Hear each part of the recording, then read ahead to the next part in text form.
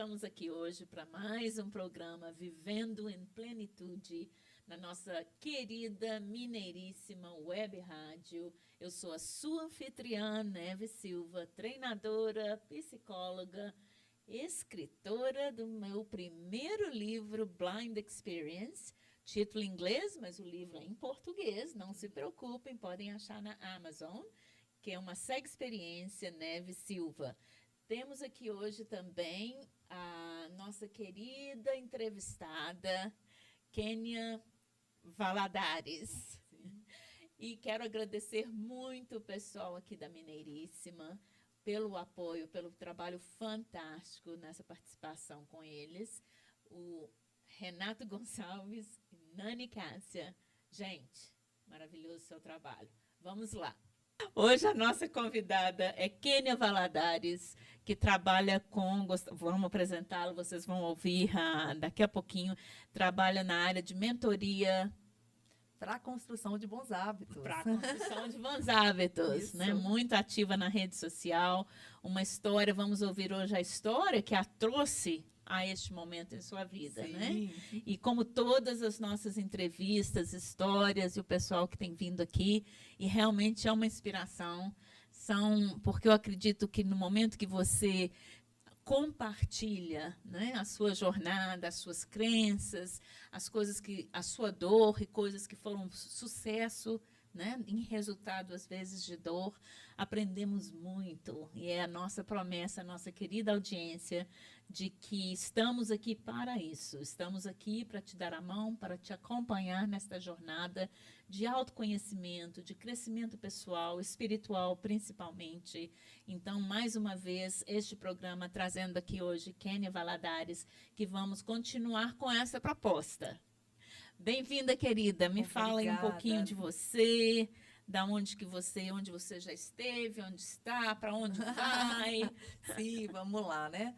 Primeiro, queria agradecer, né, a todos aí os ouvintes, aqueles que nos ouvem e que nos assistem, da Mineiríssima Web Rádio, né? Uma alegria estar aqui com vocês, né? Para esse bate-papo gostoso. Falar da nossa vida é sempre legal, sempre interessante, porque ela inspira outras pessoas, né? Que talvez estão aí também nessa jornada de transformação e de mudança. Como você bem disse, eu sou alguém bem atuante, ativista nas redes sociais, especificamente com esse propósito, né? Então, LinkedIn, Instagram, Facebook, tudo eu estou ali com foco especificamente para ajudar as pessoas a construírem melhores hábitos com foco no que a gente chama hoje no conceito de wellness, né? Que é bem-estar, saúde, Exato. Longevidade. Né? E a ideia é que a gente fale um pouquinho sobre isso aqui. Você é daqui mesmo, de Belo Horizonte? Sou de Belo Horizonte. Nascida, crescida? Mineiríssima, de Belo Horizonte aqui, desse lugar, dessa terra boa, que só falta o mar, né, gente? Mas quando o povo diz que tem bar, mas para mim, queria o mar, né? Só falta o mar. Sou daqui mesmo, de Belo Horizonte. Maravilha, maravilha. Você daria para contar para a gente um pouquinho da sua história? Principalmente alguns obstáculos, sempre foram seus goals ou objetivos, sonhos, e na caminhada em relação a atingi-los, né? Obstáculos que você encontrou, dores que você passou, e é importante falar disso porque não tem recompensa sem um preço, né? Não tem uma vida plena, que é o programa, né, de Vivendo em Plenitude, você não tem a forma de chegar numa vida plena, de atingir os seus objetivos, goals, sem ter sonhado antes e sem ter passado por dificuldades que eu acredito que no momento você possa até ter acreditado que seria impossível de superar.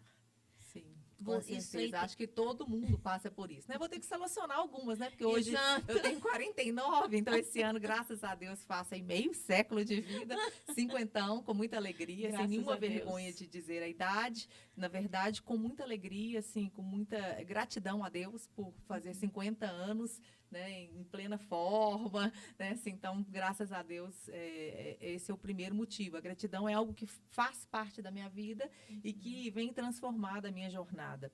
Mas vamos lá, vou selecionar algumas coisas que dizem até que, na verdade, acabam me dando um pouco mais do porquê de estar aqui, do porquê trabalhar com essa questão de construção de bons hábitos, né? Então, vou começar por essas questões, assim.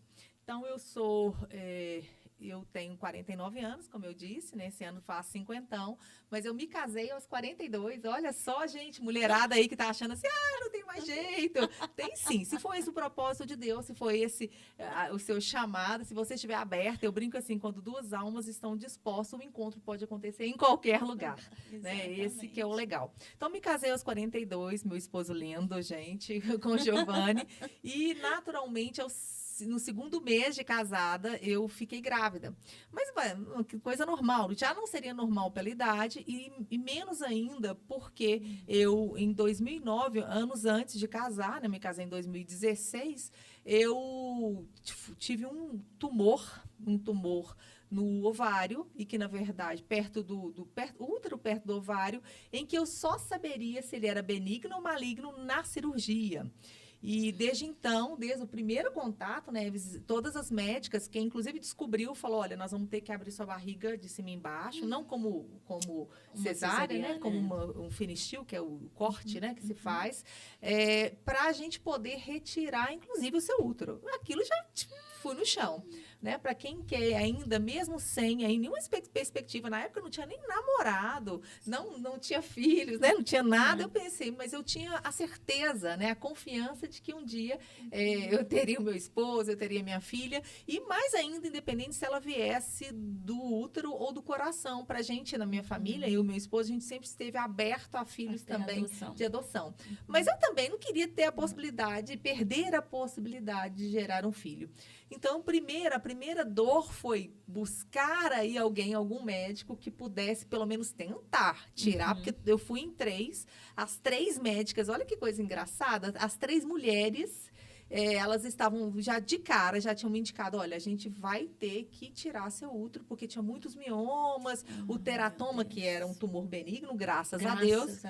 Não dá para saber com exames prévios, então você faz, na hora da cirurgia, uma biópsia de congelação, você tira, acho que é assim que se fala, e eles fazem na hora um teste, se o teste der negativo, mantém o útero, né, e tudo mais. Se dá positivo, se tipo assim, é um tumor de fato maligno, eles já tiram tudo até para resguardar a vida da mulher.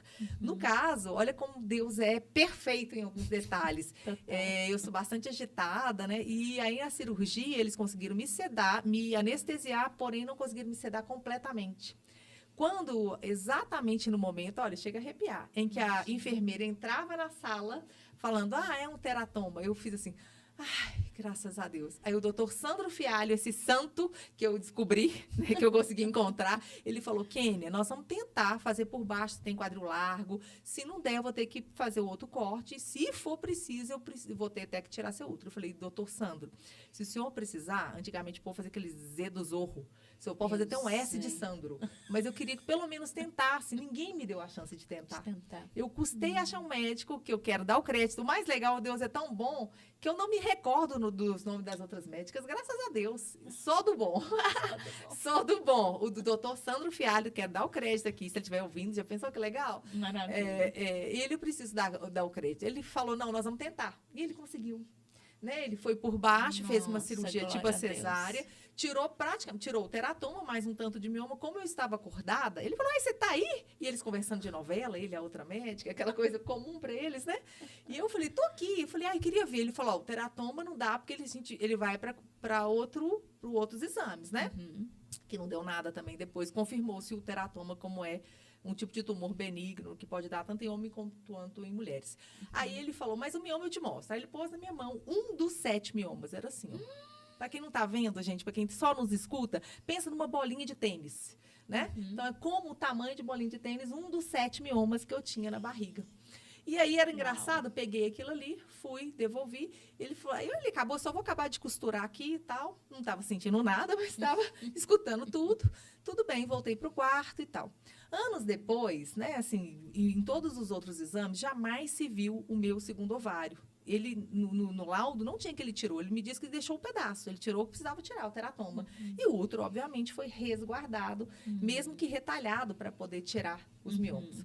Ok, né? Primeira etapa vencida com a graça de Deus, né? Exatamente. E aí, Neves, anos depois eu conheço meu esposo, caso, e eu lembro que a minha médica falou assim, olha, vai primeiro para a lua de mel, e aí, quando você voltar, eu vou te dar já uma lista de exames para a gente ver se a gente vai precisar estimular os hormônios, né? Para conseguir engravidar.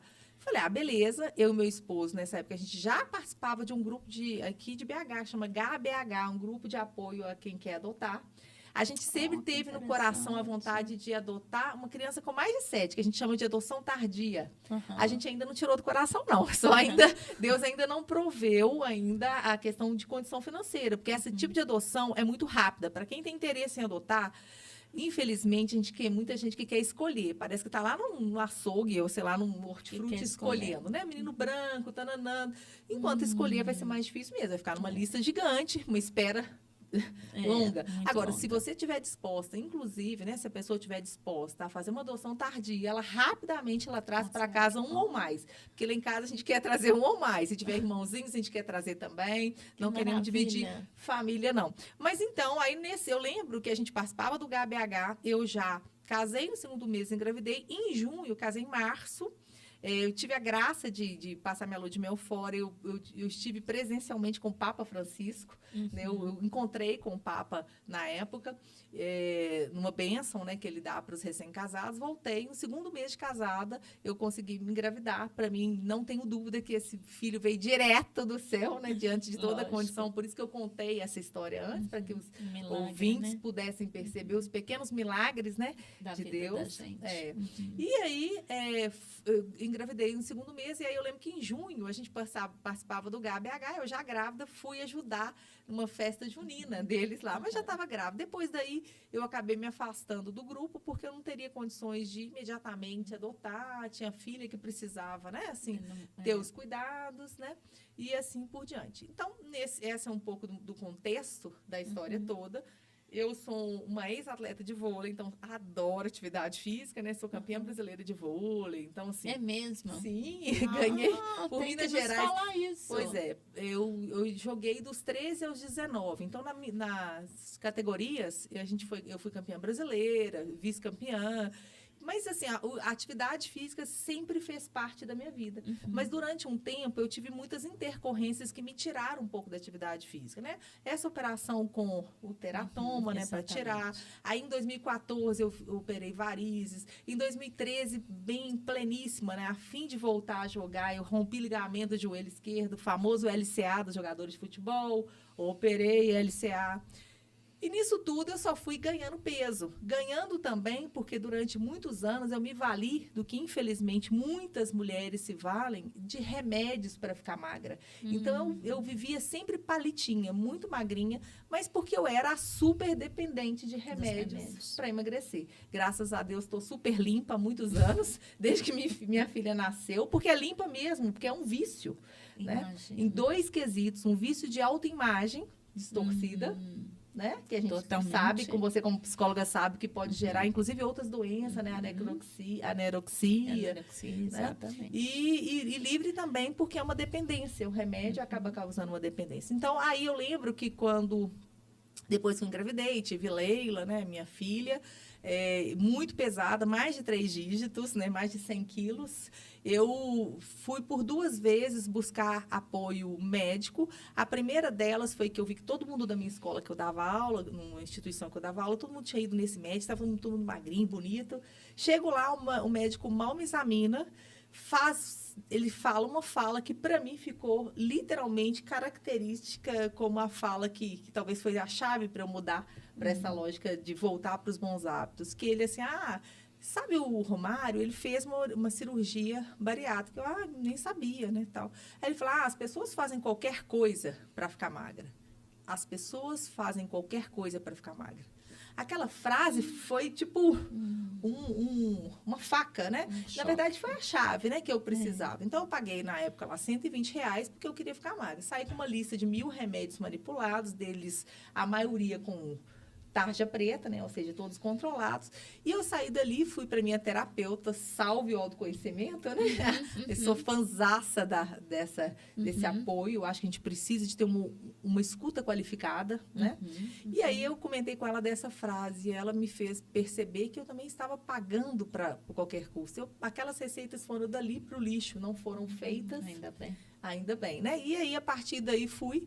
Só que nem sempre, nem tudo é flores, né? Passou, na verdade, o tempo e eu fico só ganhando peso, aquilo bastante incomodada, as pernas muito pesadas, né? Já com indicação de segunda cirurgia de varizes, porque estourou tudo de novo, arrebentou tudo de novo. Eu fui procurar um segundo médico, ainda numa lógica muito assim do virar-chave, né? Quase no esquema milagreiro, né? Da bala mágica. Que era alguém que queria colocar um balão intragástrico para que eu pudesse, né, reduzir o estômago com um balão. Então, durante aquele tempo, você perde em torno de, sei lá, de 20% da sua estrutura corporal. Depois, você tem que tirar o balão. Então, você tem que se virar depois. E aí, ele sequer pegou em mim, mal escutou, nem fazer uma escuta, né? Uma escuta, nem aferir pressão, nada. Só falou os valores, como que seria, e se já queria marcar. Então, novamente, veio aquela frasezinha, R$ 120, alguém paga qualquer preço para emagrecer. Aí eu falei, não. Voltei novamente à terapia, eita, que coisa boa, né? Aí ela me fez perceber novamente isso, né, essas pistas, e eu falei, não, é aqui, é agora que eu vou mudar. Fui num médico de verdade, num clínico, também o nome dos bons eu sempre guardo, isso é muito bom, Deus me faz esquecer os ruins, para não nem divulgar, que é o Último Libânio, ele é um clínico geral sensacional, que atendia pela Unimed, atende ainda, ele fez um check-up, fez vários exames, eu estava bem obesa, e ele falou, olha, seus exames estão bem, mas tem alguma coisa estranha. Você está com uma gordura abdominal muito significativa, né? Assim, vamos investigar mais. Pediu um ultrassom de fígado, de abdômen. E no ultrassom de abdômen, o que eu acho? Uma esteatose hepática moderada. O próximo passo é uma cirrose não alcoólica, porque eu já não bebi há muitos anos. E aí é transplante, gente. Aí o negócio... Aí eu acho sério. que eu caí, na real, né? Caí em mim e falei, opa, agora é a hora. Então, ele falou, olha, até aqui eu te ajudei, agora eu não consigo te ajudar mais. Olha que humildade, né? Te passo para um doutor de endócrino, vou te dar 2 opções, são 2 colegas, você tenta marcar com um dos 2 que atendiam pelo meu plano. Aí, marquei com o primeiro que atendeu, que é o senhor também, Breno Bessa, um menino novinho, muito bom, muito joia. E aí, o Breno... me vem até hoje, né? Porque, na verdade, o tratamento de obesidade, ele é um tratamento para a vida. A gente tem que ficar aí acompanhando. Então, o doutor Breno Bessa falou, olha, Kênia, para o esquema da esteatose hepática, o que é muito usado é o esquema da low carb. A low carb é uma alimentação que você tem baixo carboidrato, em que você... Fora atividade física. E ele falou, os seus exames estão todos indicando, inclusive, que você já tem que tomar medicação para glicose, né? Glifage, você já está com resistência insulínica. Mas o que eu vou fazer? Vou te dar 3 meses para você voltar firme para atividade física e pegar firme na low carb. E ele não sabia, não sei se ele ainda não sabe, mas eu não sabia nada de low carb. E eu já tinha começado a procurar o que seria bom para quem tinha, aquela coisa da gente procurar, né, na internet, Instagram. E eu tinha visto milhares de pessoas, inclusive um que publicou um livro top, que chama... Dieta Além da Moda. Ai, será que eu não peguei o nome certo? Mas se não for, eu vou me recordar até o final. E que é o Dr. Souto, que é uma sumidade, assim, no assunto. Na verdade, é um dos primeiros a trabalhar o assunto no Brasil. O livro dele chegou recente para mim, porque ele vai estar aqui em BH semana que vem. Eu tenho que ir lá para ele autografar. Claro. E aí eu fui firme na low carb, firme nessa alimentação, firme nos treinos e comecei, ingenuamente, usando as minhas redes sociais para começar a publicar meus treinos. Então, ó, primeiro dia de treino, segundo dia de treino, né, alimentação tal, receita Y tal. E eu fui murchando. Foram já quase 20 quilos embora, né, assim, nesse meio tempo. Fui despedindo dias e fui percebendo que uma nova mulher estava nascendo. Estava aparecendo. A minha filha tinha 3 anos na época, nesse período. A gente pegou a pandemia, coisa bonita, né? Que nós vivemos, que graças a Deus nós estamos aqui para contar a história. Aí, eu lembro que eu treinava em casa, porque ela era muito pequena, e eu fazia o quê? Treinando em casa, a Leila pegava as bolinhas dela de brincar para treinar comigo. Ai, que legal. E eu fazia parte de um grupo de corrida, que chama Eu Corredora, uma equipe que eu faço parte até hoje. Ela oferece treino em casa. Treinava com eles todos os dias, de segunda a sexta. E ainda treinava 3 vezes por semana. Aonde? Cidade fechada. Não podia correr na rua. Isso. Na garagem de casa. Eu treinei, descia, punha minha máscara, às vezes na garagem sem máscara, só a gente e os carros, né, do prédio. Treinei ali porque o meu objetivo naquele ano era fazer 21K, que é uma famosa meia maratona, 21,192, se eu não estou enganada. E aí, graças a Deus, treinando a maioria dos treinos em época em que a cidade estava fechada. Na garagem. Quando abriu, eu ia para a rua de máscara, porque eu acho que a obediência social é importante aqui, né? Ressaltar. Então, eu ia para a rua, corria.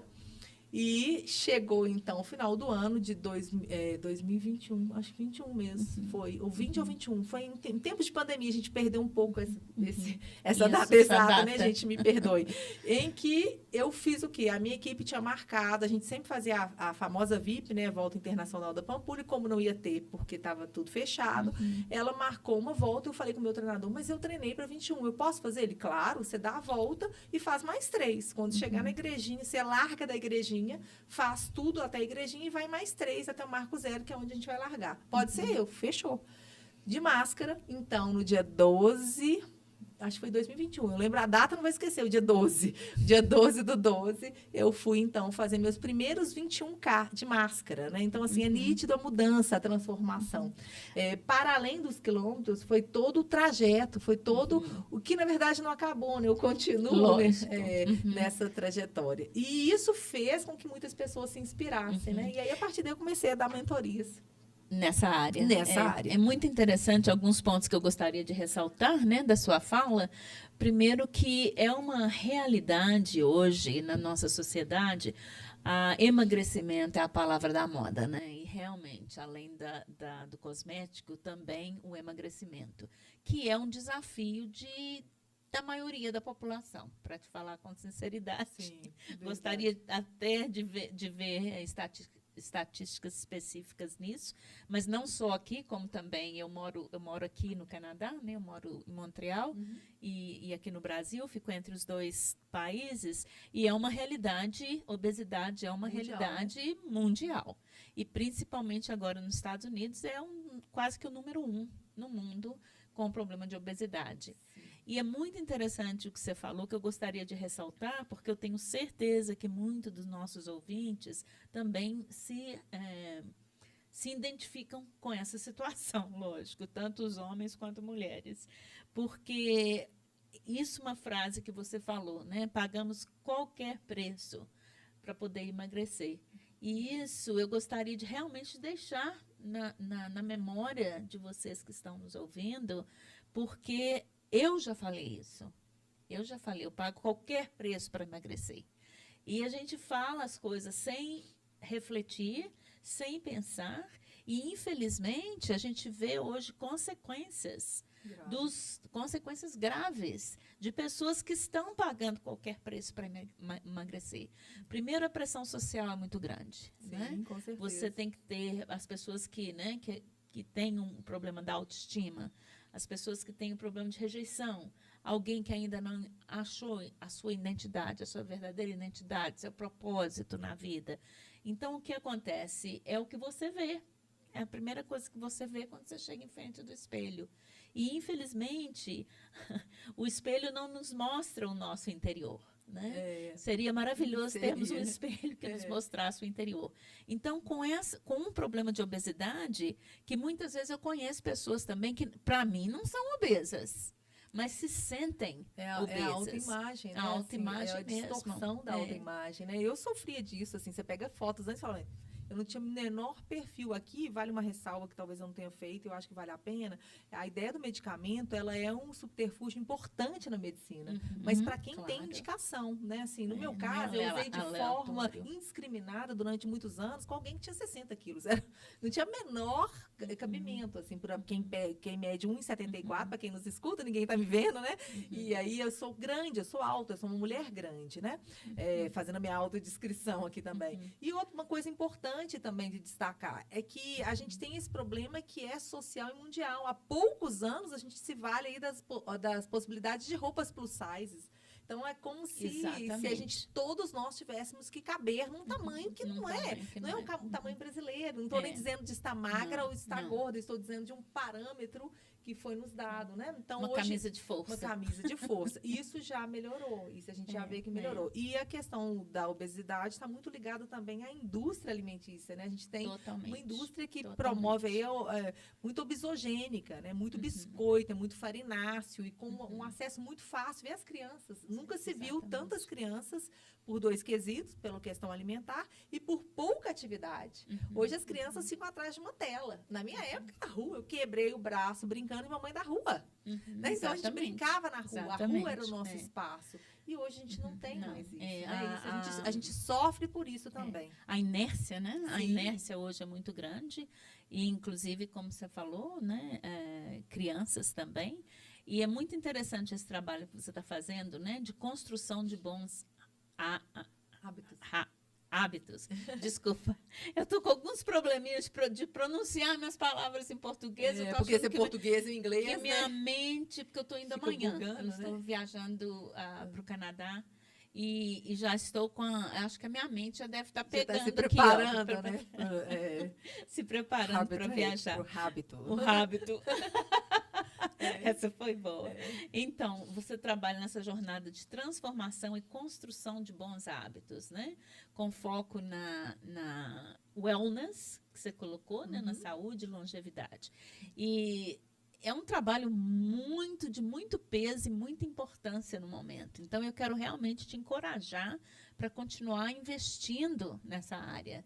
E, principalmente, como a gente sempre ressalta, como que cada um de nós, né, que está passando por alguma dificuldade nesse momento, lembre dessas nossas entrevistas. Lembre da Kênia, que nesse momento está aqui, com uma situação que ela viveu no dia a dia. E olha que maravilha, tirar dessa situação um projeto, um propósito de vida. Então, muitas vezes, o que a gente faz? Tem uma dificuldade, está passando um obstáculo grande, principalmente eu identifico com você na parte de obesidade, porque eu também sempre tive e tenho até hoje esse desafio. Então, é uma área da nossa vida de mulher que é um desafio tremendo. E eu já me vi falando, tudo na minha vida eu superei. Todos os obstáculos que Deus permitiu que viessem à minha vida eu superei. Mas tem um que eu ainda não consegui. É a obesidade. Eu me considero, porque eu não estou com a minha altura e tudo, cientificamente é considerada obesidade. Eu não me considero obesa, mas me considero que eu poderia perder uns 15 quilinhos. E até hoje, mesmo já tendo processos sérios de tomar decisões. Então, assim, eu acredito que isso é um agente de grande desafiador para as mulheres hoje, principalmente as mulheres. Homens também, lógico, mas principalmente. Sim. Então, que exemplo, acho um exemplo fantástico para você, ouvinte. Olhe no momento, qual a sua dificuldade? Você está passando por esse momento, o que a Kênia passou uns anos atrás, né, com o problema do útero, o problema de querer ter muito um filho e lidar com essa possibilidade de não poder ter, de praticar esporte, parou de poder praticar e começou a ganhar peso. Deve ter sido um momento muito doloroso, muito difícil, muito desafiante. E que momento é esse que você está passando na sua vida agora? Que você está nesse mesmo princípio, com essa mesma pensamento e mentalidade. Está difícil demais, não sei se eu vou conseguir superar isso. Preste atenção, porque é aqueles que diz, né, na caverna que você tem medo de entrar, é a caverna que está os seus sonhos, né? Que está tudo que você sempre desejou. Então, eu gostaria que vocês tivessem isso em mente agora, que se você está passando por um obstáculo, desculpem, nossa, deu uma engasgada. Se você está no momento passando por um obstáculo, uma dificuldade que aparentemente está parecendo impossível de realizar, mantenha em mente que esta dificuldade pode ser talvez o seu propósito no futuro. Pois é.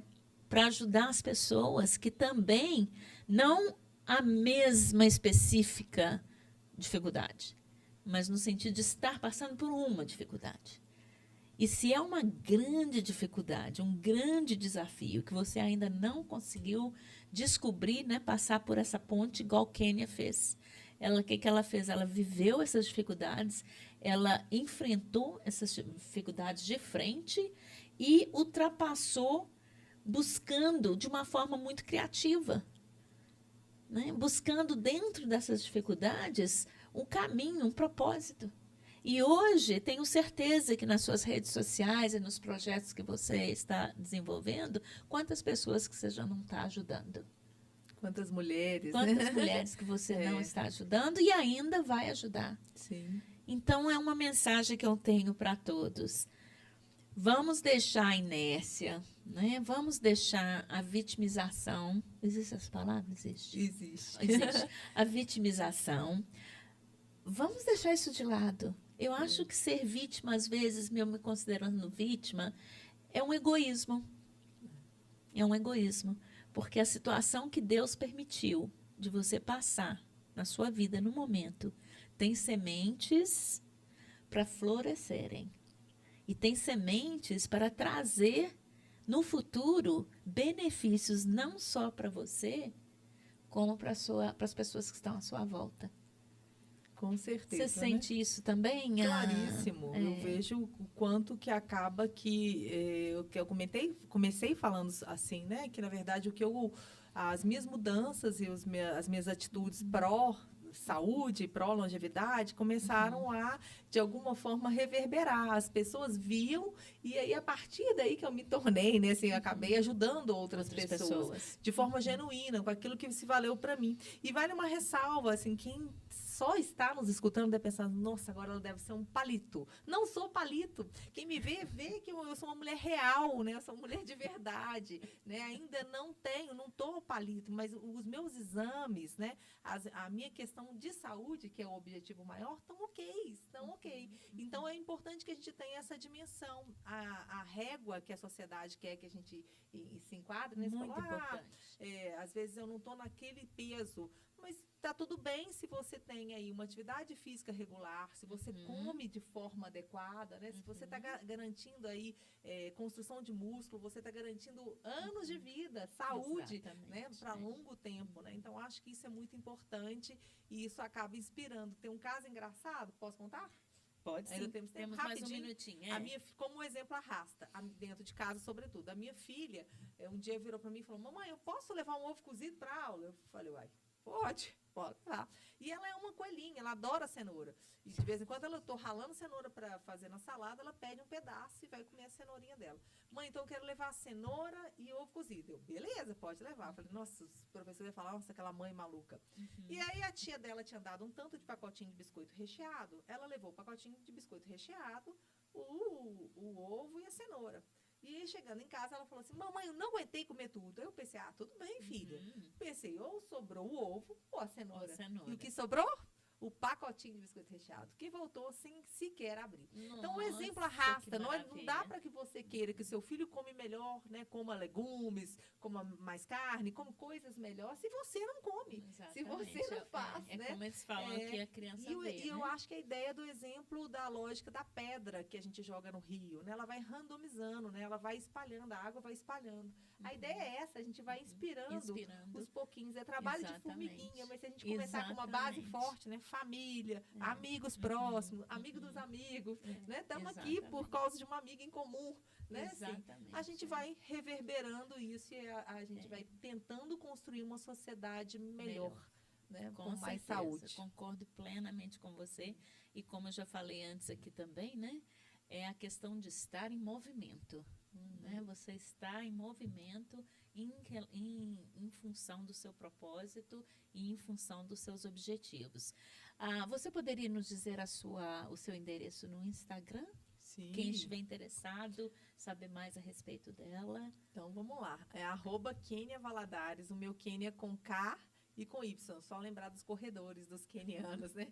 Kênia Valadares no Instagram, LinkedIn, me encontram sempre com todos do mesmo jeito. Excelente. Tá? Vai ser uma alegria ter vocês lá seguindo junto, pra gente ir pra partilha, né? Que transforma e que muda, né? É muito Vamos, legal. com certeza. E o meu Instagram, como já disse, é Silva_Neves. E da Mineiríssima Web Rádio. Prontinho, bem simples. Então, encerramos aqui. Gostaria de agradecer muito, Kênia, a sua presença, a sua participação e a disponibilidade, porque, né, colocou o seu tempo, o seu foco, a sua energia, tudo para dividir aqui com a gente. E como os nossos outros entrevistados, é realmente uma inspiração. Ainda mais que eu me identifico com essa situação pessoalmente. Então, espero que nossos caminhos se cruzem novamente. E com certeza ficamos aqui e que Deus abençoe a todos vocês. Amém. Eu agradeço pelo convite e que a gente siga aí a nossa jornada um passo de cada vez, sem parar, né? A ideia é sem pressa, mas sem pausa. Uma transformação para a vida. Quando para, aí a gente já está com ele. Aí a gente não precisa mais movimentar mesmo, não. Vamos esperar o abraço eterno. É isso aí. Um prazer enorme, querida. É meu.